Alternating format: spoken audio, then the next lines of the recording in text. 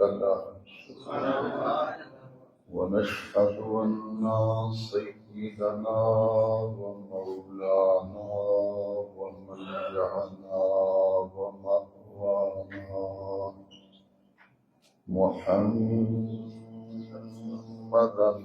عبده ورسوله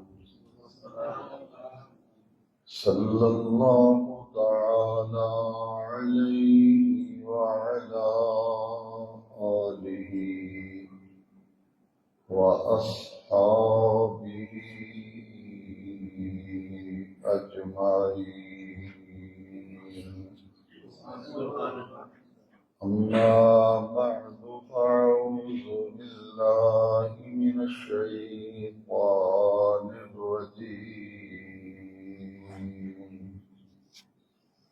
بسم الله الرحمن الرحيم.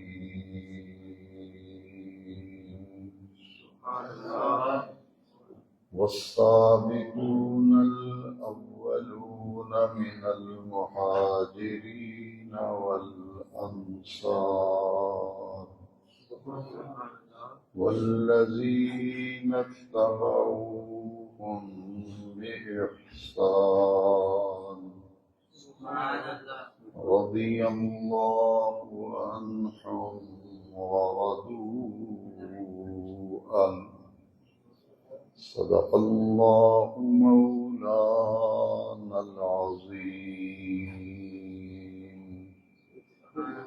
إن الله وملائكته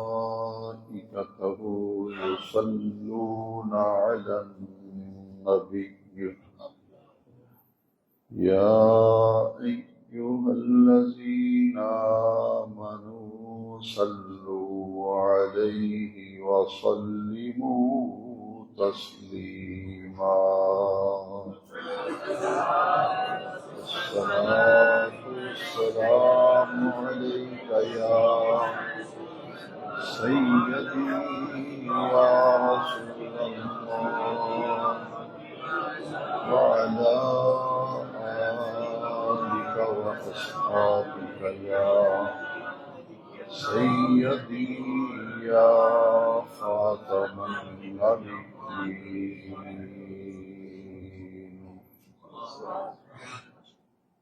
اللہ رب العزت کا لطف و کرم اور فضل و احسان ہے کہ آج جمعۃ المبارک کے انتہائی رحمتوں بھرے دن میں ادائیگی جمعۃ المبارک کے لیے جامع مسجد میں ہمیں حاضری کی سعادت حاصل ہو رہی ہے۔ اسلامی سال کا آخری مہینہ ذی الحج ہے اور اسلامی سال کا پہلا مہینہ محرم الحرام ہے۔ دین سے واقفیت رکھنے والے اور دین سے وابستہ لوگ جانتے ہیں کہ آج ماہ ذی الحجہ کی 28 تاریخ ہے، سن 1443 ہجری ہے۔ کل اگر چاند نظر آتا ہے تو اتوار کو نئے اسلامی سال سن 1446 ہجری محرم الحرام کی پہلی تاریخ ہوگی، اور کل اگر 29 کے چاند نظر نہیں آیا تو پھر پیر والے دن نئے اسلامی سال سن 1446 ہجری کا پہلی تاریخ پہلا دن ہوگا اور محرم کی پہلی تاریخ ہوگی۔ یہ دو مہینے آپس میں متصل ہیں، ماہ ذی الحج اور ماہ محرم الحرام۔ گزشتہ جمعہ مبارکہ میں اسلامی سال کے آخری مہینے ذی الحجہ میں 18 تاریخ کو تاریخ اسلام کی جس معینات شخصیت اور ہستی کی شہادت ہوئی، سیدنا عثمان غنی ذی النورین رضی اللہ تعالیٰ عنہ، آپ کے فضائل و مناقب پر کچھ تفصیل کے ساتھ اور کچھ امور اختصار کے ساتھ پچھلے جمعے عرض کیے گئے۔ یہ بات نوٹ کر لیں کہ ماہ ذی الحجہ کی 26 تاریخ کو فجر کی نماز کے وقت مدینہ منورہ میں مسجد نبوی شریف میں حضور کے محراب میں تاریخ اسلام کی دوسری بڑی شخصیت ثانی الخلفاء امیر المومنین مراد نبوت امام عادل امام راشد سیدنا عمر بن خطاب رضی اللہ تعالی عنہ کی شہادت ہے۔ 26 تاریخ کو فجر کے وقت آپ پر قاتلانہ حملہ ہوا اور ٹھیک 4 دن بعد آپ اللہ کو پیارے ہوئے اور آپ نے جام شہادت نوش فرمایا۔ تاریخ اسلام کی یہ دوسری بڑی شخصیت حضرت فاروق اعظم کے نام سے جنہیں ہمیں پہچاننے کی سعادت حاصل ہے، ان کا نام عمر بن خطاب ہے۔ خطاب کے بیٹے ہیں، عمر آپ کا نام ہے۔ اسلام کے ابتدائی دور میں لوگ کلمہ پڑھنے کے لیے چلے آ رہے تھے، خود اسلام قبول کر رہے تھے، اسلام کے دامن میں آ رہے تھے۔ رات کی تاریکیوں میں رحمت کائنات حضور خاتم الانبیاء صلی اللہ علیہ وسلم نے اپنی جھولی پھیلائی اور اپنے رب سے عرض کی، باری تعالی تیری بارگاہ سے میں عمر کا سوال کرتا ہوں، اللہ تجھ سے عمر مانگتا ہوں، یہ خطاب کا بیٹا عمر مجھے عطا فرما۔ باقی سب خود چل کر بیعت ہونے آ رہے تھے، اسلام لا رہے تھے۔ عمر بن خطاب وہ ہیں جن کو رات کی تاریکیوں میں رحمت کائنات اللہ سے مانگ رہے تھے۔ اس لیے آپ کا یہ معروف لقب ہے مراد نبوت، مراد قلب مصطفیٰ سیدنا عمر بن خطاب فاروق اعظم رضی اللہ تعالی۔ حضور نے جب اعلان نبوت فرمایا تو پورے مکہ مکرمہ شہر میں، آپ حیران ہوں گے، پورے مکہ شہر میں صرف 17 آدمی تھے، 17 آدمی جو پڑھنا لکھنا جانتے تھے، پورے مکہ شہر میں جو لکھنا پڑھنا جانتے تھے، ان کی ٹوٹل تعداد تاریخ کے اوراق پر 17 لکھی ہے۔ ان 17 افراد میں لکھنے پڑھنے کی صلاحیت رکھنے والوں میں ایک نام بڑا معروف تھا، وہ خطاب کے بیٹے عمر کا تھا۔ جولی پھیلا کر رب سے مانگا حضور نے عمر کو، اور مانگنے کی وجہ کیا ہوئی؟ صحابہ کرام رات کے وقت حضور کے پاس آئے، بہت مختصر تعداد تھی مسلمانوں کی، ابتدائی اسلام کا دور تھا۔ صحابہ روتے ہوئے آ رہے تھے اور عرض کر رہے تھے، حضور کیا کریں، اب تو یہ اللہ کا نام بھی نہیں لینے دیتے، اللہ کا نام لیں تو مار پڑتی ہے، تشدد ہوتا ہے، اسلام کا نام لیں تو اذیتیں اور دکھ دیے جاتے ہیں، کریں تو کیا کریں اور کہاں جائیں۔ ان کی باتیں سن کر حضور آپ دیدہ ہو گئے، حضور کی آنکھوں میں آنسو آئے، حضور نے جولی پھیلائی، دامن پھیلایا اور ہاتھ اٹھا کر دعا مانگی، اللہم اید الاسلام بعمر بن الخطاب۔ دوسری روایت میں لفظ ہیں اللہم اعز الاسلام بعمر بن الخطاب، یا اللہ اسلام کمزور ہے، اس کو طاقتور بنا۔ اور کس سے طاقتور بنا؟ خطاب کے بیٹے عمر کے ذریعے اسلام کو طاقتور بنا۔ ادھر حضور نے دعا فرمائی، ادھر عمر بن خطاب حضور کو قتل کرنے کے لیے نکلے۔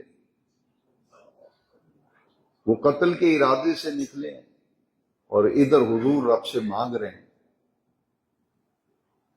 حضور کی مراد ہے۔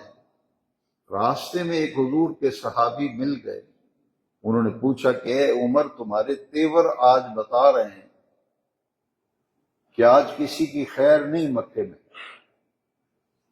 تو حضرت عمر ابھی اسلام نہیں لائے تھے، کہتے ہیں کہ میں روز روز کا جھگڑا ختم کرنے جا رہا ہوں اور معاذ اللہ مسلمانوں کے نبی کا سر کاٹنے کے لیے جا رہا ہوں۔ وہ صحابی رسول کہتے ہیں کہ عمر، حضور کی طرف جانے کا ارادہ بعد میں کرنا، پہلے اپنے گھر کی خبر لو۔ تمہاری ہمشیرہ، تمہاری بہن اور تمہارا بہنوئی جو ہے وہ تو ان پر ایمان لا چکے ہیں، وہ مسلمان ہو گئے ہیں، آپ کی ہمشیرہ بھی بہنوئی بھی، آپ حضور کو قتل کرنے جا رہے ہیں، اپنے گھر کی پہلے خبر لو۔ اب آپ اندازہ نہیں کر سکتے کہ عمر کے قہر و غضب کا کیا عالم ہوگا۔ سیدھے اپنی ہمشیرہ کے گھر گئے اور دروازے کو کھٹکھٹایا۔ اندر سے قرآن مجید کی تلاوت کی آواز آ رہی تھی۔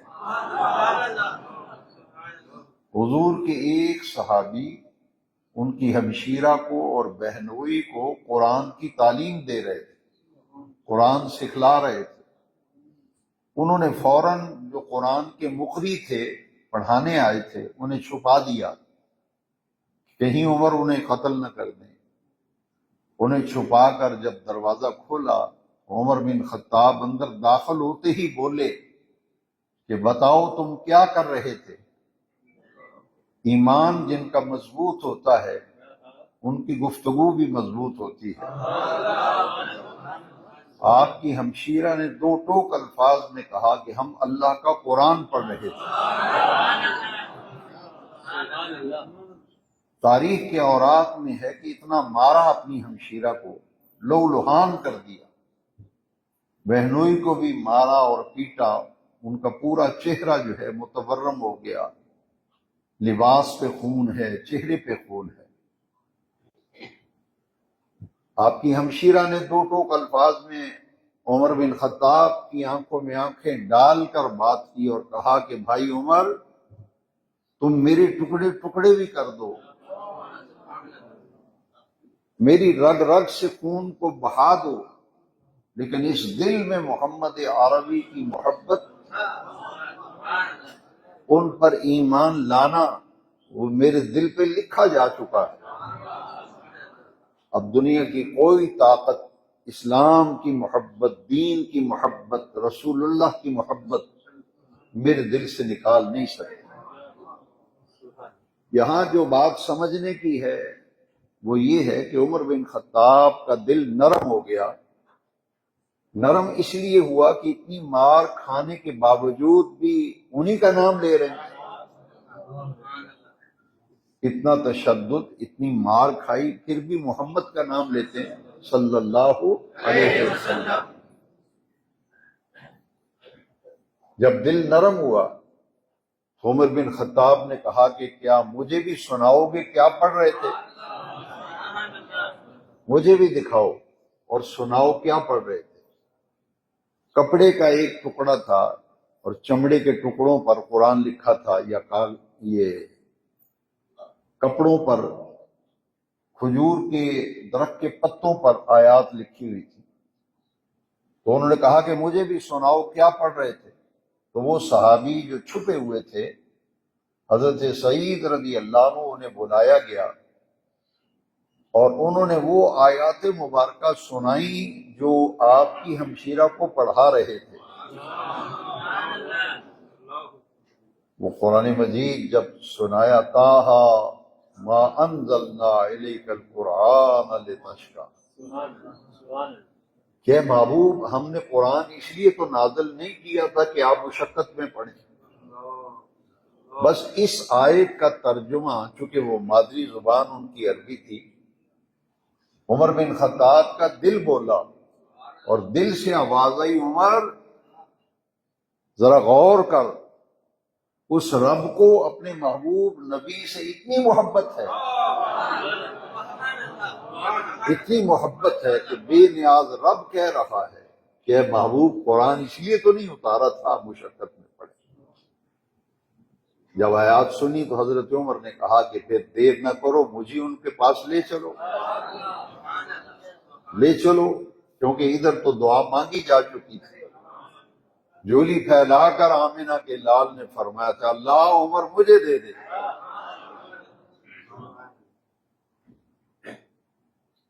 اب حضرت عمر کو لے کر ہمشیرہ اور بینوئی حضور کی طرف جب گئے تو حضور دار ارقم میں تشریف فرما تھے. یہ پہلا گھر ہے جس کو یہ سعادت ملی، جو دین اسلام کی تبلیغ کا پہلا مرکز جو ہے اور مسلمانوں کی دینی تعلیم و تربیت کے لیے اولین درسگاہ جو ہے وہ حضرت ارقم کا گھر تھا رضی اللہ تعالیٰ، دار ارقم. یہاں حضور تشریف فرما ہوتے تھے، مکہ شریف کے مختلف محلوں سے صحابہ آتے تھے اور حضور ان کی تربیت فرماتے تھے، انہیں تعلیم دیتے تھے. چونکہ مسلمانوں کا وہاں رہنا اور جینا مشکل کر دیا گیا تھا، اس لیے دروازے کو اندر سے ہر وقت بند رکھا جاتا تھا، 2 پہرے دار دروازے پہ ہوتے تھے. جب انہوں نے جا کے دروازے پہ دستک دی تو دروازے کے سوراخ میں سے دیکھا پہرے دار صحابہ نے کہ عمر بن خطاب ہے، ہاتھ میں برہنہ شمشیر ہے، تلوار ہے، اور سر پہ سرخ رنگ کا پٹکا باندھے ہوئے ہیں.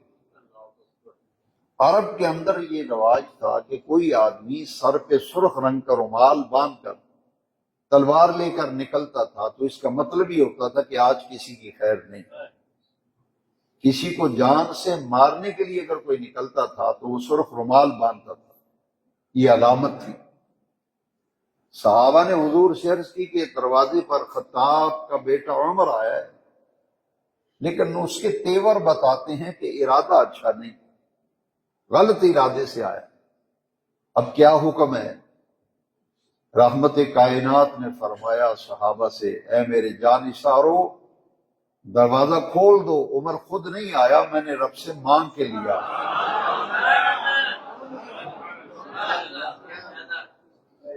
جب دروازہ کھلا تو عمر اندر داخل ہوئے، ہاتھ میں تلوار پکڑی ہوئی. حضور نے ایسے گریبان کو پکڑا زور سے، یا قمیص کو پکڑ کر حضور نے حدیث شریف میں زور سے جھٹکا دیا، کھینچا. حضور نے فرمایا، بول عمر کس ارادے سے آیا؟ حضور نے فرمایا کہ اگر اچھے ارادے سے آیا ہے تو اس کا استقبال کیا جائے گا، اگر اس کی نیت و ارادہ اچھا نہیں تو اسی کی تلوار سے اس کا سر قلم ہو جائے گا. حضور نے پوچھا، بول عمر کس ارادے سے آیا ہے؟ تلوار گر پڑی اور عرض کرتے ہیں، آقا میں قدموں میں گرنے کے لیے آیا.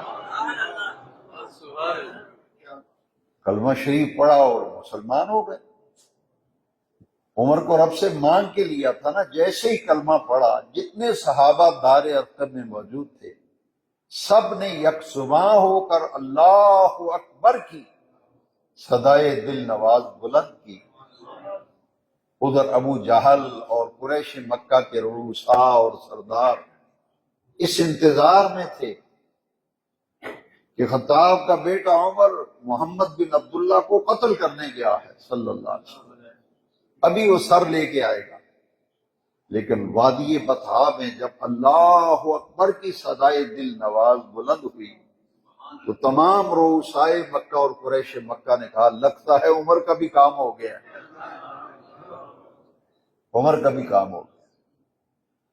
اور جو بات نوٹ کرنے کی ہے، چونکہ آپ کی 26 ذی الحجہ کو آپ پر قاتلانہ حملہ ہوا اور آپ شدید زخمی رہے، 4 دن موت و حیات کی کشمکش میں رہنے کے بعد چوتھے دن آپ نے شہادت کا مقام پا لیا۔ اس لیے ان کی شخصیت کا یہ پہلو جاننا بہت ضروری ہے کہ رب سے کیوں مانگا تھا۔ جیسے ہی کلمہ پڑھا تو جو پہلی بات خطاب کے بیٹے عمر نے کی وہ یہ تھی، یا رسول اللہ صلی اللہ علیہ وسلم مجھے بتائیے کیا ہمارا رب سچا نہیں ہے؟ اور میں عمر ہمارا رب سچا ہے، یہ ہمارا دین دین اسلام سچا نہیں ہے؟ حضور فرمائی یہ دین برحق ہے اور سچا دین ہے اسلام۔ اور حضور کہ آپ اللہ کے رسول برحق نہیں ہیں، سچے رسول نہیں ہیں؟ حضور نے فرمایا میں اللہ کا سچا رسول ہوں۔ ان تینوں باتوں میں کوئی شک و شبہ کی گنجائش نہیں۔ اب جو بات عمر کی زبان سے نکلی وہ کیا تھی، وہ سمجھنے والی ہے۔ انہوں نے کہا حضور پھر اگر ہمارا رب سچا، ہمارا دین اسلام سچا، آپ اللہ کے سچے نبی ہیں، تو آج کے بعد ہم مکے میں چھپ کر عبادت نہیں کریں گے، چھپ کر نہیں، علل اعلان عبادت کریں گے، علل اعلان۔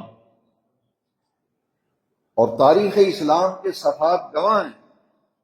حضرت عمر حضور نے فرمایا ہے عمر انتظار کرو، ابھی ہم تعداد میں تھوڑے ہیں، ذرا تعداد بڑھنے دو پھر سرعام عبادت کریں گے۔ عمر آگے آگے جا رہا ہے، پیچھے پیچھے حضور کے صحابہ ہیں۔ عمر بن خطاب کی محبت، ان کا جذبہ دیکھ کر حضور نے ان کی حوصلہ افزائی فرمائی۔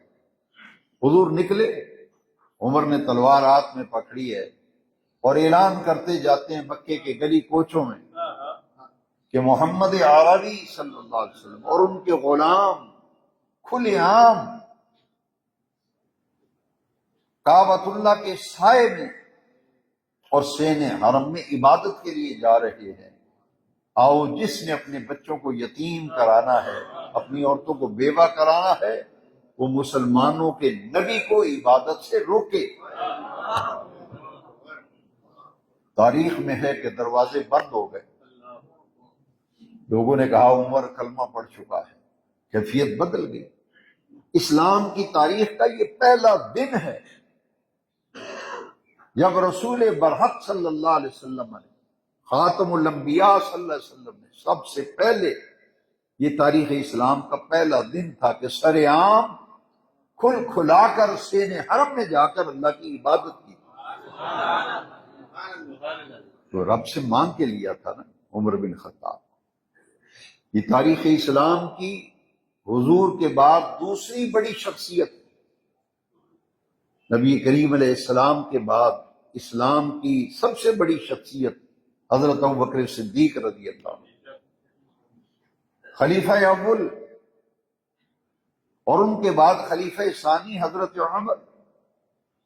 لیکن خلافت اسلامیہ میں عمر فاروق اعظم وہ شخصیت ہیں، وہ حکمران ہیں، وہ خلیفہ ہیں جنہوں نے رسول اللہ صلی اللہ علیہ وسلم کے لائے ہوئے دین کو نافذ کیا تھا۔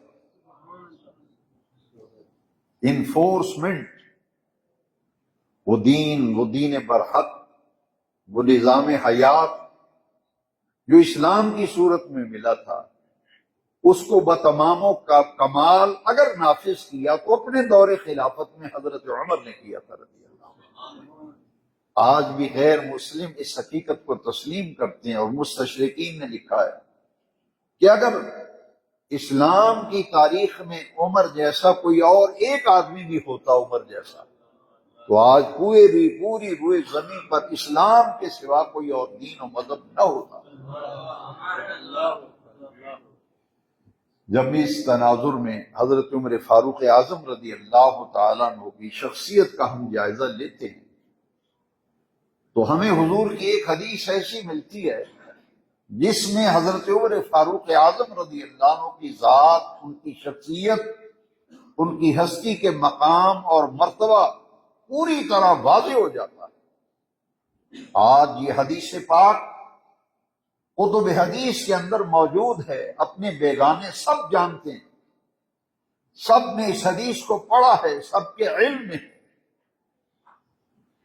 یہ رحمت کائنات نے وہ تاریخی الفاظ اپنی زبان اقدس سے فرمائے۔ حضور نے فرمایا دنیا والو سن لو اور آنے والی نسلوں یاد رکھنا، لو کان بعدی نبی لکان عمر،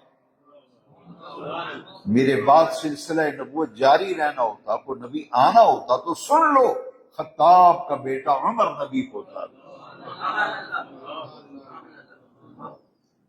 اور یہ بات یاد رکھو،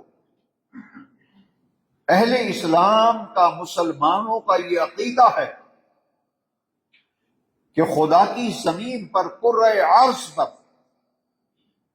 پوری کائنات میں، خدا کی دھرتی پر نبی کریم علیہ السلام کے بعد سب سے زیادہ مقام اور مرتبہ رسول کریم علیہ السلام کے ان شاگردوں کا ہے، ان ساتھیوں کا ہے جنہوں نے ڈائریکٹ، براہ راست، بلا واسطہ رسول کریم علیہ السلام کی ذات اقدس سے اکتساب فیض کیا تھا۔ ان سے بہتر انسان خدا کی دھرتی پر نہیں ہوا۔ انبیاء و مرسلین کے بعد خدا کی زمین پر سب سے مقدس افراد کون ہیں؟ مقام اور مرتبے کے لحاظ سے یہ حضور کے وہ شاگرد ہیں، یہ حضور کے وہ غلام ہیں جن کو دین اسلام میں اصحاب رسول کے نام سے جانا اور پہچانا جاتا ہے۔ یہ حضور کے صحابہ ہیں، اور ان کا مقام و مرتبہ ذرا سمجھ لیں کہ صحابہ کرام کی شخصیات، ان کی ذوات مقدسہ، یہ بدقسمتی ہے کہ فتنوں کا دور ہے، ہر دور میں فتنے رہے، لیکن آج حیرت ہوتی ہے، اور حیرت کے ساتھ ساتھ افسوس بھی ہوتا ہے کہ جن شخصیات کے بارے میں قرآن کی نصوص موجود ہیں، جن کی عظمت پر، جن کی عزت پر، جن کے مقام و مرتبے پر قرآن مجید کی آیات عدیدہ موجود ہیں، ان کے بارے میں آج لوگ ان کے ایمان کے بارے میں فیصلہ کرتے پھرے۔ یہ عمر وہ ہے جس کے متعلق حضور نے فرمایا میرے بعد میں نے رب سے مانگ کے لیا، جولی پھیلا کے رب سے مانگ کے لیا ہے عمر، اور عمر کے اندر وہ صلاحیت ہے کہ میرے بعد اگر نبوت جاری نہ ہوتی تو میرے بعد پھر خطاب کا بیٹا عمر نبی ہوتا۔ پھر حضور نے فرمایا کہ عمر وہ ہے، ان اللہ تعالی جعل الحق علی لسان عمر وقلبہ، فرمایا لوگوں، خطاب کا بیٹا عمر، فاروق اعظم وہ ہے جس کی زبان پر بھی عرش والے رب نے حق رکھ دیا ہے، اور جس کے دل پر بھی عرش والے رب نے حق رکھ دیا ہے۔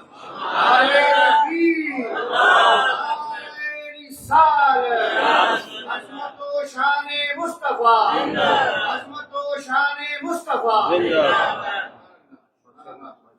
اور ایک حدیث میں حضور نے فرمایا شیطان یفر من ذل عمر،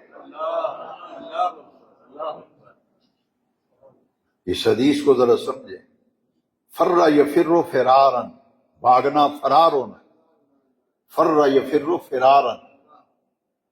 حضور نے فرمایا الشیطان یفر من ذل عمر، فرمایا یہ میرا عمر وہ ہے جس کے سائے سے بھی شیطان بھاگتا ہے، جس کے سائے سے شیطان۔ اس کی زبان پر بھی اللہ نے حق جاری کر دیا، اس کے دل پہ بھی حق کو جاری کر دیا۔ اب ان کے ایمان پر آپ فیصلہ کریں گے؟ ذرا غور سے سن لینا، میں صرف وہ احادیث پیش کر رہا ہوں جو درجے کے اعتبار سے احادیث صحیحہ ہیں، اور میں یہ کہنا چاہتا ہوں کوئی مائی کا لال آئے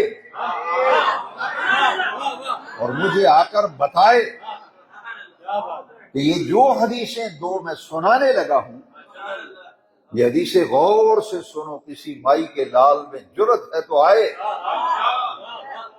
اور کہے کہ یہ حوالہ غلط ہے، یہ حدیث میں ہے نہیں۔ میں نکال کے سامنے دونوں حدیثیں رکھتا ہوں، کوئی اس کا انکار نہیں کر سکے۔ حضرت عمر فاروق اعظم کی شخصیت کو سمجھنے کے لیے، جن کے بارے میں غلط فہمیاں نوجوان طبقے میں پھیلائی جاتی ہیں، میں بڑے درد دل سے اپنے ینگسٹر نوجوان بچوں سے، طالب علموں سے یہ کہوں گا، بزرگوں سے عرض کروں گا کہ حضور کے یہ ارشاد ترتیب وار آج کے بیان جمعہ میں سمجھتے جائیں۔ ایک تو یہ کہ عمر بن خطاب کو ہے جو مراد نبوت ہے، صحابہ کی تعداد تو 1.25 لاکھ ہے، لیکن باقی سب کے سب رسول اللہ کے مرید ہیں۔ عمر بن خطاب وہ جو ہے حضور کی مراد ہے۔ ایک تو دوسرا، حضور نے فرمایا کہ میرے بعد اگر نبی ہونا ہوتا تو عمر بن خطاب ہوتا، اس کے عمر کے سائے سے شیطان بھاگتا ہے، عمر کی زبان پر بھی عرش والے رب نے حق رکھ دیا ہے۔ عمر جب بولتا ہے تو حق کے سوا کوئی بات کرتا نہیں، اور اس کے دل میں جو کچھ ہے اللہ نے دل میں بھی حق کو رکھ دیا ہے۔ دو باتیں ذرا غور سے سن لینا، جس کا دشمن بھی انکار نہیں کرے گا، مخالف و معاند بھی انکار کرنے کی جرت نہیں کر سکے گا، کیونکہ موافق و مخالف سب کی کتابوں میں لکھا ہے کہ حضرت ابو بکر رضی اللہ عنہ، حضرت عمر، حضرت عثمان جبل احد پہ حضور کے ساتھ گئے، اور نبی کریم علیہ السلام نے جیسے ہی جبل احد پہ قدم رکھا تو جبل احد جو ہے خوشی سے جھومنے لگا۔ خاتم الانبیاء، آخر الانبیاء، حضور پرنور صلی اللہ علیہ وسلم نے اپنے پائے اقدس کی ٹھوکر ماری اور کہا عصبت احد فإنما علیک نبی وصدیق وشہیدان۔ اے احد پہاڑ ٹھہر جا، تجھے معلوم نہیں تجھ پر ایک اللہ کا نبی ہے، ایک صدیق ہے اور 2 شہید کھڑے ہیں۔ نوجوانوں شہادتیں بعد میں ہونی ہیں، شہادتیں تو بعد میں ہونی ہیں، حضور پہلے بتا رہے ہیں تجھ پر 2 شہید کھڑے ہیں۔ حضور نے اشارہ کر دیا کہ میرے بعد میری امت کے 2 بڑے لوگ ایسے ہیں، ایک عثمان، ایک عمر بن خطاب۔ میری امت کے 2 ایسے افراد ہیں جو میرے بعد شہید ہوں گے، اور بڑے شہداء میں یہ 2 لوگ شامل ہیں جن کی شہادت کی اطلاع اور خبر ڈائریکٹ اور براہ راست آمینہ کے لال دے رہے ہیں۔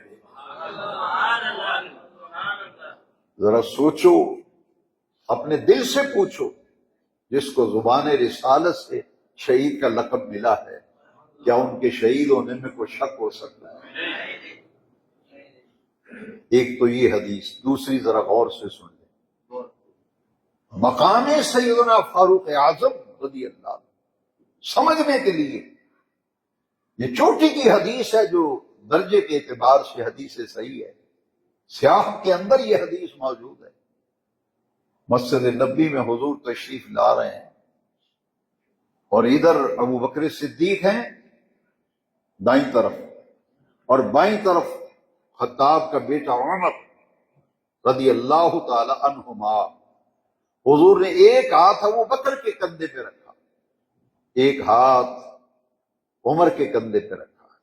صحابہ خوش ہو گئے، صحابہ نے یہ منظر کبھی دیکھا نہیں تھا، اتنے خوش ہوئے کہ کیا مقام ہے ابو بکر و عمر کا کہ خاتم الانبیاء، آخر الانبیاء،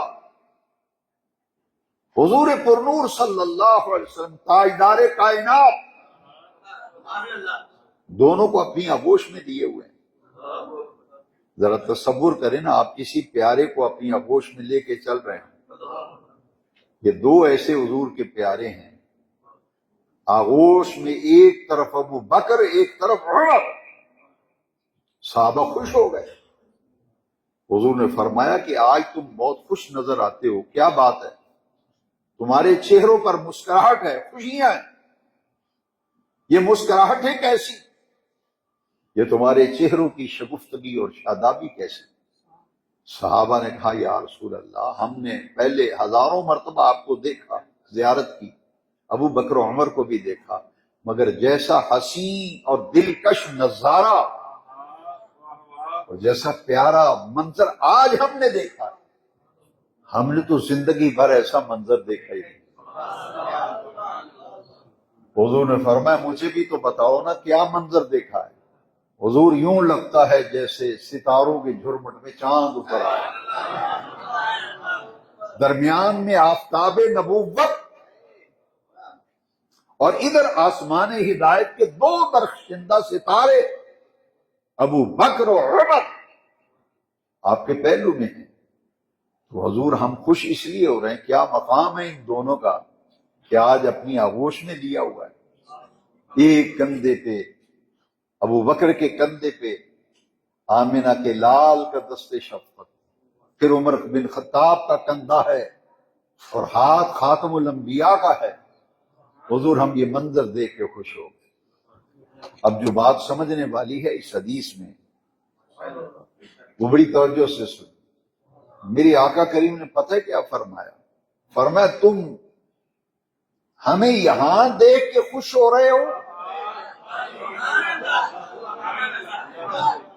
مسجد نبوی میں ہمیں آتے ہوئے دیکھ کر تم خوش ہو رہے ہو، تمہارے دل مسرور ہیں، چہروں پہ رونق ہے، مسکراہٹ ہے، شگفتگی ہے، شادابی ہے۔ اور میں سن لو تم یہاں کا منظر دیکھ کے خوش ہو رہے ہو، ذرا چشم تصور میں دیکھو وہ منظر کیسا ہوگا۔ حضور نے فرمایا ہاں قضا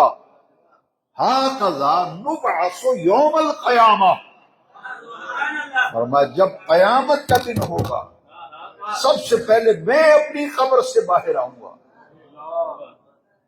پھر ابو قحافہ کا بیٹا ابو بکر باہر آئے گا، پھر خطاب کا بیٹا عمر باہر آئے گا۔ فرمایا ہاں قضا نبعث یوم القیامہ، قیامت کے دن جب ہم میدان محشر میں جائیں گے اس دن بھی میرے دائیں پہلو میں ابو بکر ہوگا، بائیں پہلو میں عمر بن خطاب ہوگا۔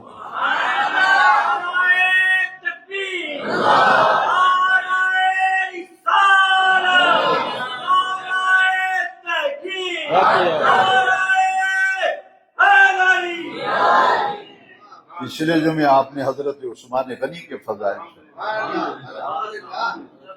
ایک غلطی زندگی بھر نہ کرنا۔ آپ کو یہ بات فائدہ دے گی، بہت سی خرابیوں، بہت سے فتنوں سے بچ جائیں گے، آپ کا دامن بچ جائے گا۔ زندگی بھر کبھی تقابل نہ کرنا،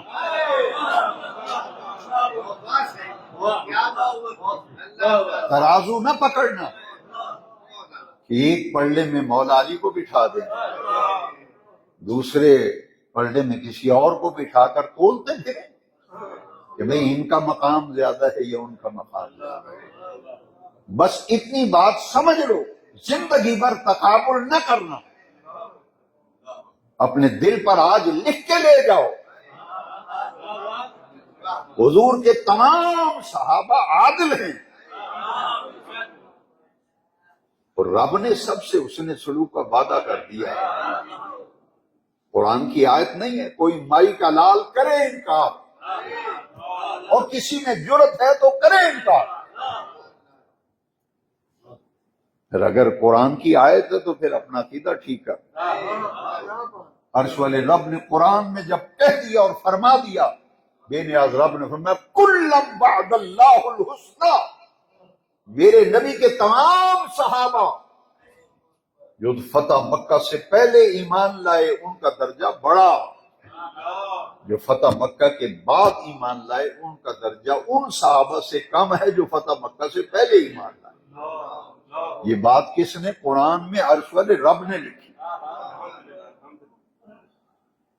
لیکن آیت کے آخر میں فرما دیا پہلے ایمان لائے ہوں یا بعد میں ایمان لائے ہوں، کلم وعد اللہ الحسنی، سب سے عرش والے رب نے جنت کا وعدہ کیا۔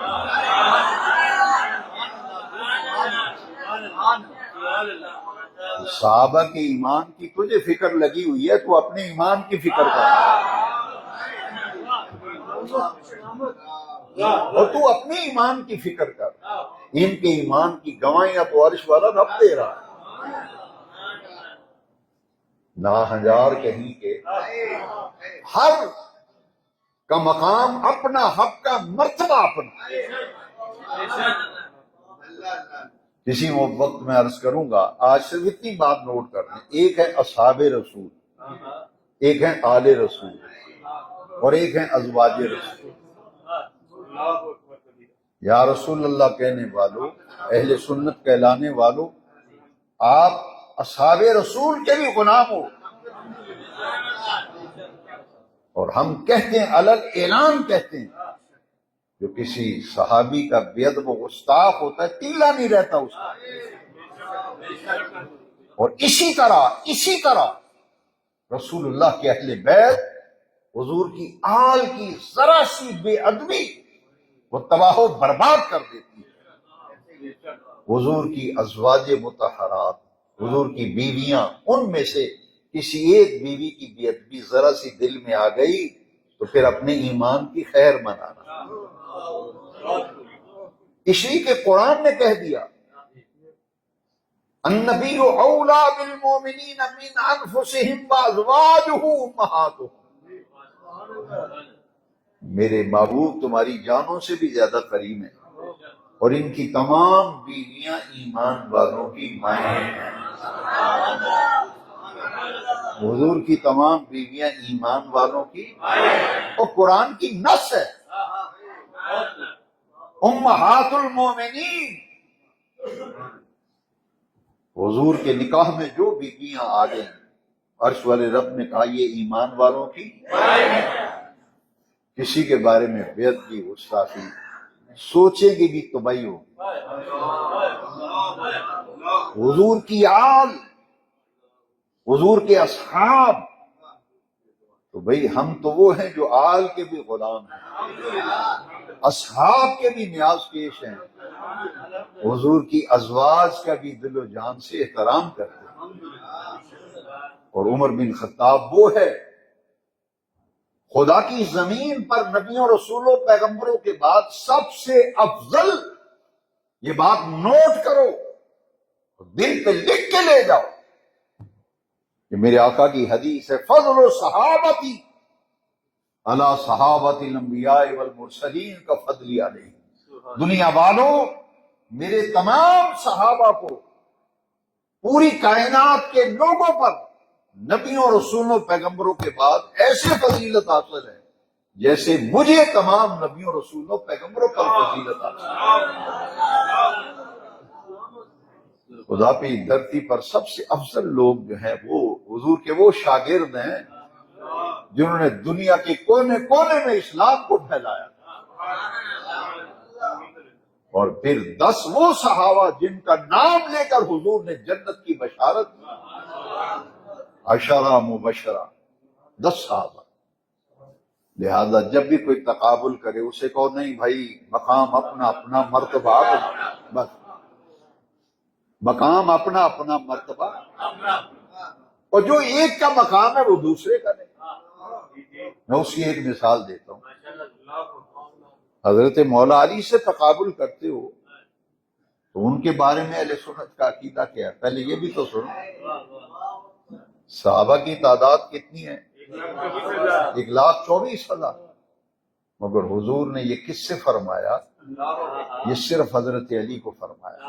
2 چیزیں مولا علی کے بارے میں وقت کی گنجائش کے مطابق، تاکہ یہ جو ترازو لے کے تولتے پھرتے ہو نا، یہ خرابی ہے۔ جس کے متعلق جو عرش والے رب نے قرآن میں فرما دیا وہ ان کا مقام، اور جس کے متعلق آمنہ کے لال نے جو فرمایا۔ عمر بن خطاب کے بارے میں کیا فرمایا؟ میرے بعد نبی ہوتا تو عمر بن خطاب نبی ہوتا، عمر کے سائے سے شیطان بھاگتا ہے، میں نے جولی پھیلا کر رب سے عمر کو مانگ کے لیا۔ اور مولا علی کے بارے میں غدیر خم کے موقع پر ہاتھ پکڑ کر فضا میں بلند کیا، اور آمنہ کے لال نے فرمایا من کنت مولا ہو فہذا علی مولا ہو، جس کا میں مولا اس کا علی مولا۔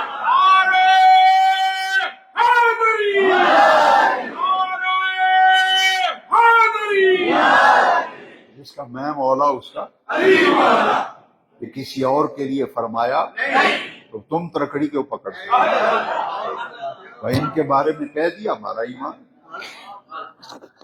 اور حضرت علی پاک وہ ہیں کہ رحمت کائنات، اور فرمایا اے علی انت اخی فی الدنیا والآخرہ۔ یہ 1.25 لاکھ صحابہ میں فرمایا تو صرف مولا علی کے لیے فرمایا اے علی انت اخی فی الدنیا والآخرہ، اے علی تو دنیا میں بھی میرا بھائی ہے اور آخرت میں بھی میرا بھائی ہے۔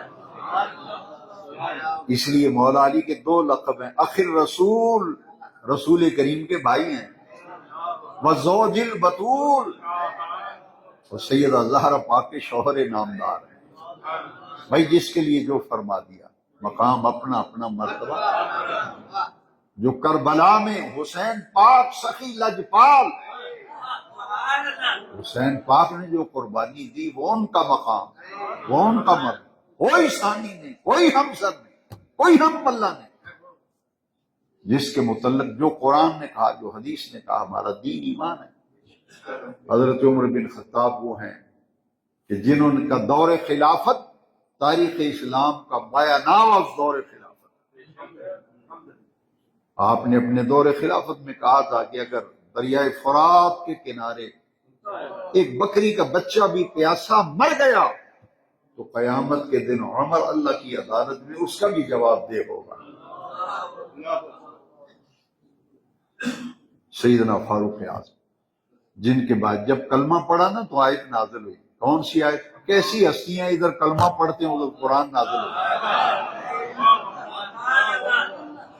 جیسے ہی کلمہ پڑھا مکے میں اللہ اکبر کی صدا پہلی مرتبہ نعرہ لگا اور گونجی، آیت نازل ہوگی یا ایھا النبی حسبک اللہ ومن اتبعک من المؤمنین۔